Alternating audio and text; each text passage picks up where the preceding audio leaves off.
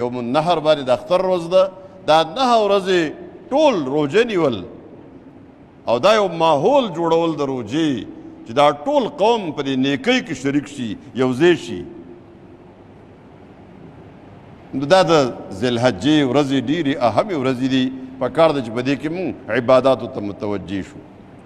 بل د دې عرفې د ورځې روژه د عرفې د ورځې د روژې اهمیت موږ دلته بار بار هم بیان کړی دی. نبی کریم صلی الله علیه وسلم فرمایي د الله نه مې دا امید دی چې چا دا روژه ونیوه نو الله ته د یو کال مخکیني او د یو کال وروستني ګناهونه معاف کړي. ګویا لوی اهمیت دی او دا ګویا حاجیان په حج کې دي په میدان عرفات کې د حاجیانو هلته عبادتونه او دا ټول خلک د دې ځای نه د هغوی سره یو شرکت وشي یو یکجهتي وشي.